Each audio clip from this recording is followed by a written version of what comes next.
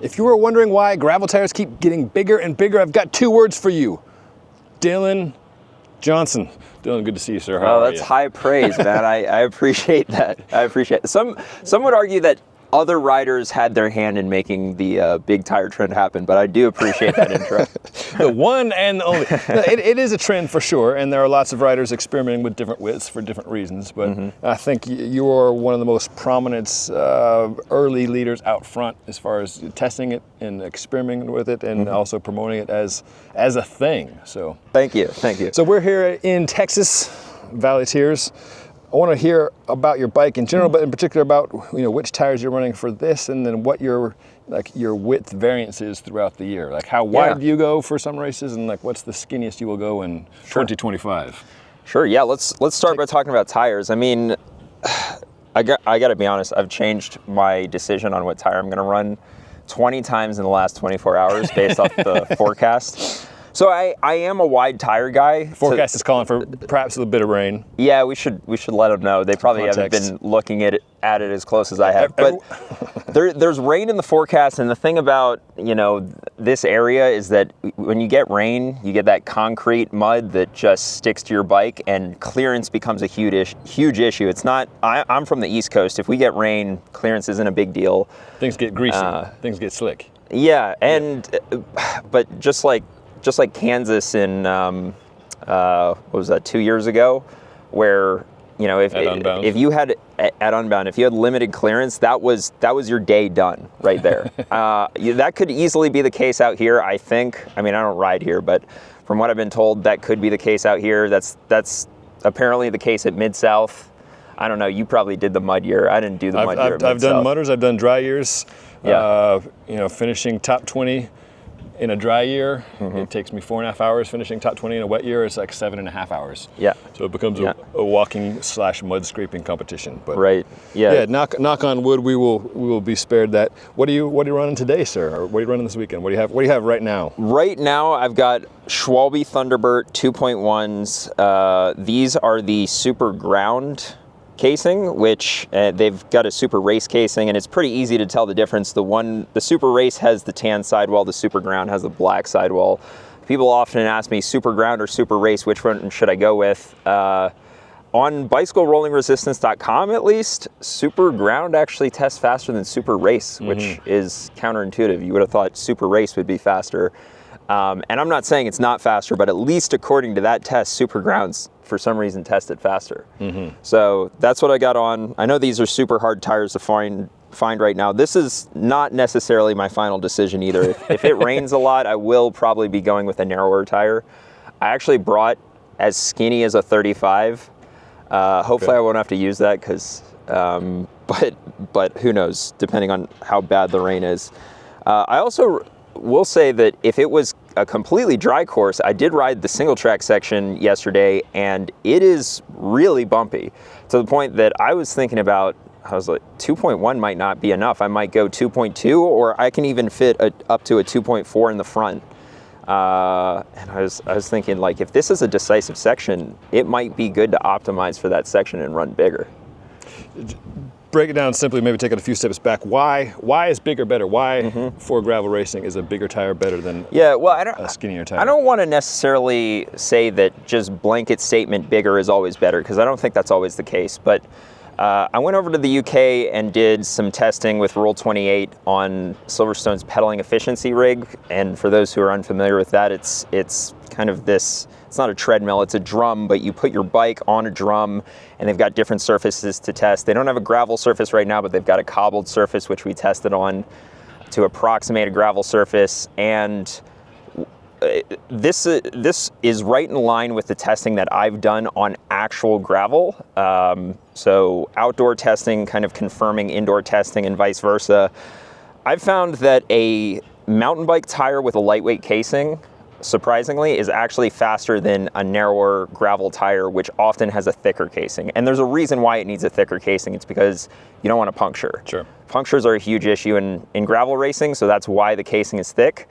But when the tire gets this wide, you can actually get away with a thinner casing, and most of the time a thinner casing has a lower rolling resistance than a thicker casing. And I really think it's the combination of those two things. You want the wide tire and the thin casing. And I would say if you just go with a wide gravel tire, a lot of times they keep the thick casing even though it's so wide. And I don't necessarily think that's a faster option.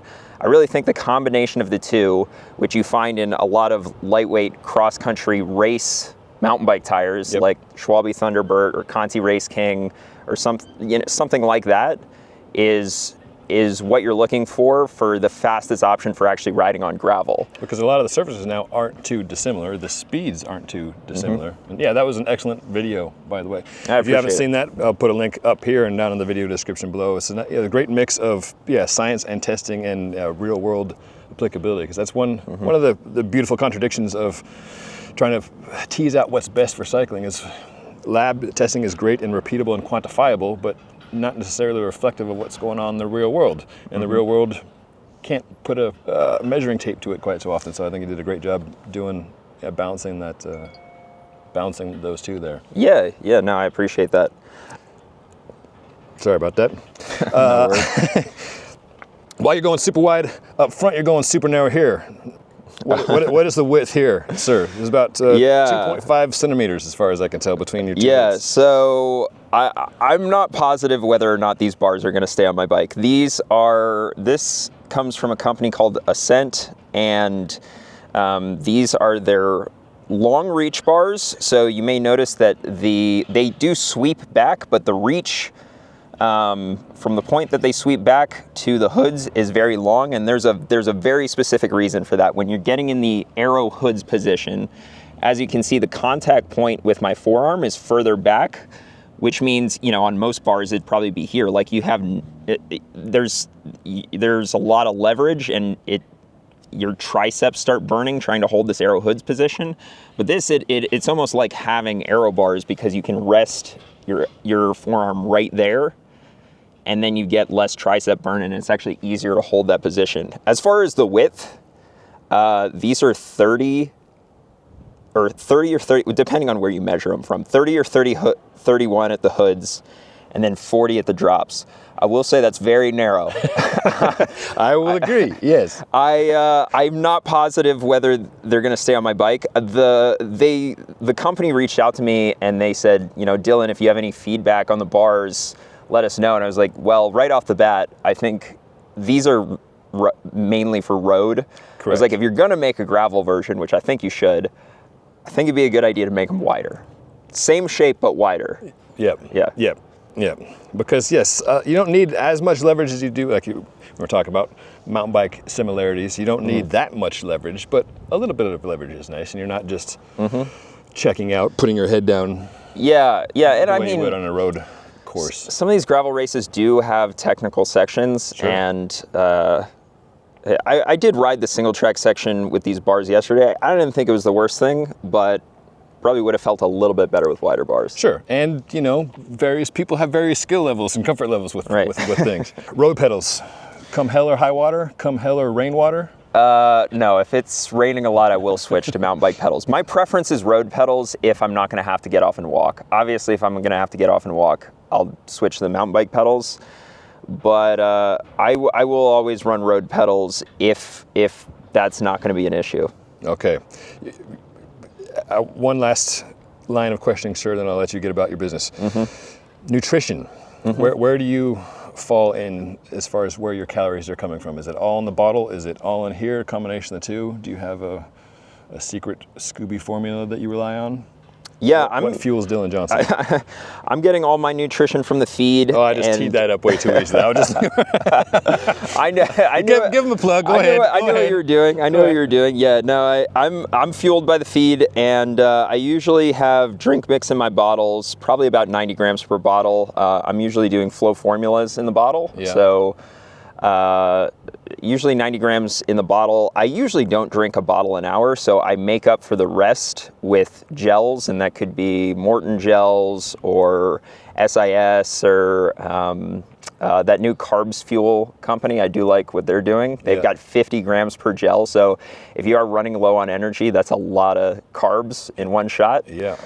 So I do a combination of both gels and drink mix, but I don't do any solid food. Okay. I don't do any bars. It's all just gels and drink mix, and probably trying to hit about 90 to 110 grams of carbs an hour. Fascinating stuff as always, and I wish you the best of luck this weekend and this season with whatever is in your bottles and in your tires. Thanks, Dylan. Thank you. I hope you have a good race too. Thanks, man. How freaking long is this thing? You should have asked me that on the video. It's, well, I'm asking you, sir, how long is that? How long is your, stem? Yes, how long is your stem? That's what I'm asking. Right. You know what they say about guys with long stems? They've got very narrow handlebars too? Right. I want you to guess how long you think it is. That looks like a 200.